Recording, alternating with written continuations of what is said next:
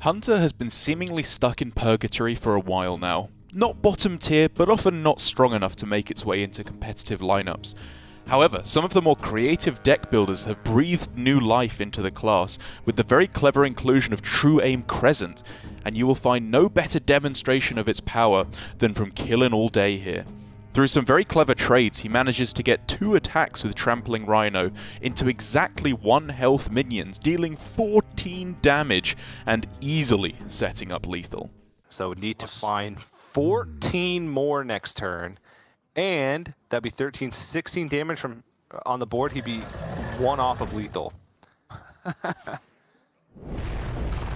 Oh, he's going to set it up. Let Monsanto work it out. Sometimes that's what you have to do.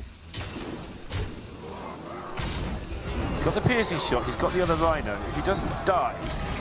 Oh no, this is better. Yeah, because he takes more power off the board. That's would be 5 damage initially. Yeah, and then another 5 damage, and then the hero power. Yeah, Killen's got it.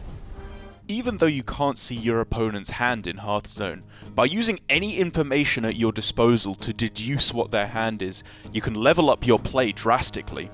Jarla does exactly that here. After seeing field contact stepped back to hand for 1 mana, he knows that Elusha can pull that from Wama's hand, deleting any draw plan.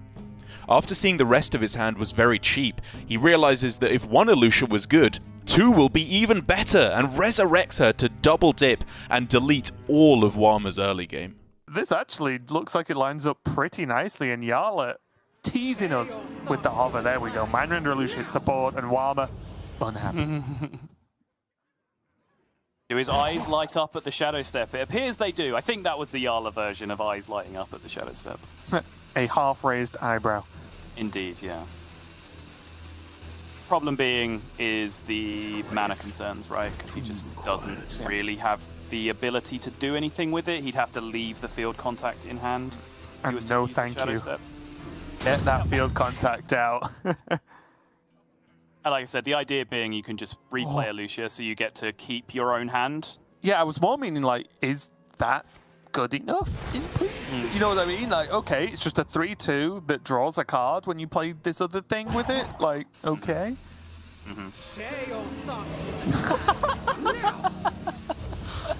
He's just playing Tenwu? Because now you can go, yeah, Foxy Fraud. Oh, okay, he's dumping that. Shadow Step. Yeah, you can just play everything now. Yeah, well, I'm giving the round of applause. Yeah, I love this. Beautiful. Took Deep Freeze just for the least effective card for the longest amount of time. Love to see it. RATTLEGOOOOOORE is famous for being nigh on impossible to clear without a silence or transform effect. But Alutemu is famous for just doing awesome stuff. By unleashing the full fury of Garrosh's mighty arsenal pointed directly at RATTLEGOOOOOORE, he's able to turn the fearsome monster into little more than an annoyance in 1 turn. He can blade storm parts of it. I mean, again, it's the perfect opportunity to remind the dev team that RATTLEGOOOOOORE, each time it resummons, should replay with a slightly higher pitched version of the voice line. It would just be so hilarious to have RATTLEGOOOOOORE as the little 1/1, but. Is the one. Yeah.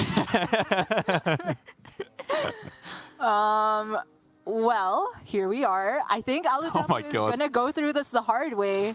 Oh, it's so ridiculous. I mean, he can actually already kill quite a few parts of it, right? He can go 8/8, 7/7, poison, trade Bladestorm. Like, and most of it's gone already. Yeah. It is. I mean, I respect it. It's just that the second Shield Slam / second Bladestorm is like, if you use both of those, what are you going to do about Kargath Prime? Yeah. It's Barov, then it's not out of the question that he just goes through it this way. He's doing it! He's doing it! This is objectively hilarious. RATTLEGOOOOOORE! RATTLEGOOOOOORE! It's going higher and higher! Man, poor RATTLEGOOOOOORE is just summoned onto the board and instantly is absolutely obliterated. It's killed 6 times in 1 turn. 7! It's a 2/2! What is this? Yo. I was pretty sick from Alutemu. I was half kidding that he had to spend all those resources. You know what? Tenwu of the Red Smoke is one of the coolest tools added to Rogue's arsenal of late, but it requires careful thought to truly unleash its power. One very common use of the card is to replay Jandis Barrow for 1 mana, but Viper sees an alternative line. By bouncing his Fell Soul Jailer, he can temporarily remove a minion from Frenetic's hand, which just so happened to be a Moarg Artificer, massively neutering his opponent's removal options and sticking 8 attack on the board. Frenetic tries to get it back next turn for lethal, but to no avail. Just got a little bit of AoE in reserve against some of these boards that are going to come down now. And depending on what this follow-up is, he might even be able to get away with a Fellscreen Blast instead. Oh! Oh, I did not think about this, Raven. Your opponent discards a minion. Fell Soul Jailer. Boom. Okay, so now Viper needs a Shadow Step, right? Uh-huh. Because if you Gets a don't Shadow Step, kill he it... deletes that Moarg, essentially. But just... I mean, the relevant point being deleting the Moarg right now, this turn, is a big deal, right? Because this is a very key turn where your opponent would want to Moarg AoE to be able to clear up your board with that Immolation Aura, as you've just seen. If you play the banana, you've already spent 10 mana this turn, so it doesn't matter how much the I-Beam costs. Wait, does he have to play the banana?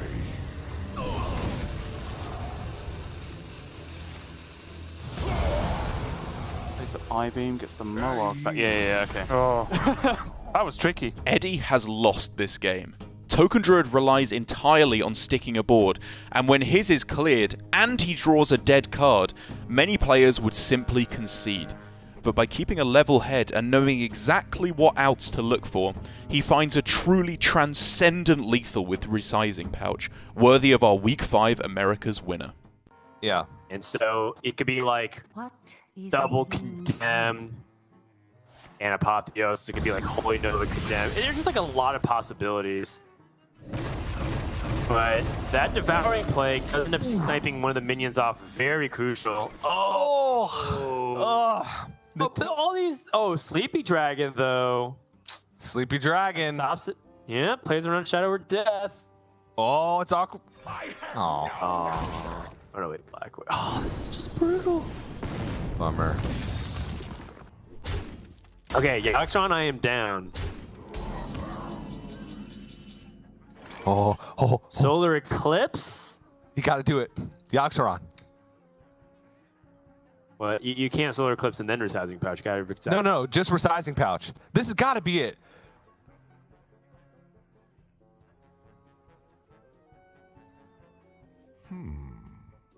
He's thinking, is there any other mana cost manipulation that he's considering at this point?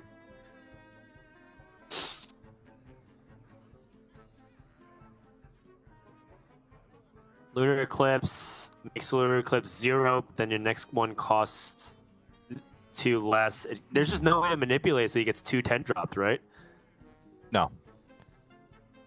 Okay.